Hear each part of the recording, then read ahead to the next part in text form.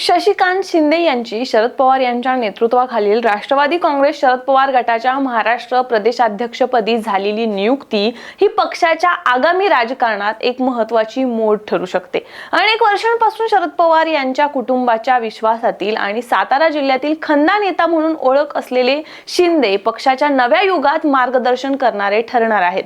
त्यांच्या नियुक्तीमुळे पक्षातील कार्यकर्त्यांमध्ये नवचैतन्य निर्माण झालं असून पुन्हा एकदा पक्षाच्या मूळ विचारधारेकडे वळण्याचा संकेत या घडामोडीतून मिळतोय।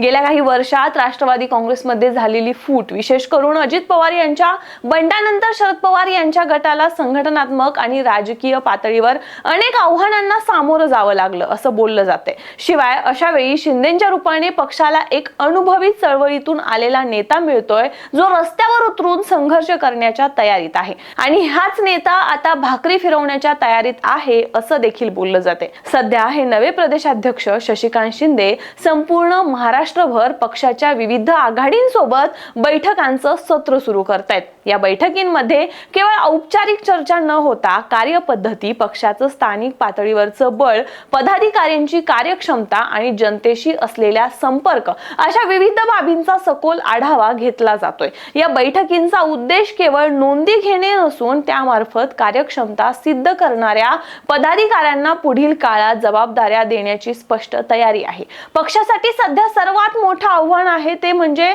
संघटनांना नव्या दमाने कार्यक्षम बनवणं आणि त्यासाठी काम करणाऱ्या लोकांची नवी टीम तयार करणं। शिंदे यांनी माध्यमांशी संवाद साधताना स्पष्ट शब्दात सांगितलं की कोण कोणते काम करत आहे, कुणाचं काम जनहिताच्या दृष्टीने महत्त्वाचं आहे आणि कुणाचं केवळ पदावर असणं नुसतं नावापुरतं आहे ते सर्व बारकाईने तपासलं जातंय।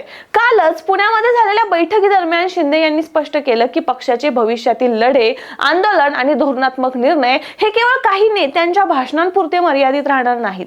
कार्यकारिणीतील प्रत्येक सदस्याने प्रत्येक कृतीद्वारे पक्षाला बळकटी द्यावी लागेल आणि त्यासाठी तयार असलेली टीम पुढे येणार।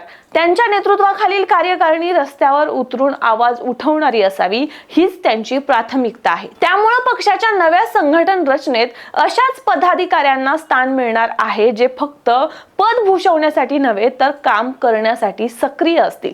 यासोबतच त्यांनी हे देखील स्पष्ट केलंय की नव्या कार्यकारिणीत येणाऱ्यांना फक्त निष्ठावान असून चालणार नाही तर कार्यकुशलता, सार्वजनिक सहभाग आणि पक्षाच्या विचारसरणीशी बांधिलकी ही मूल्यमापनाची निकष ठरणार आहेत।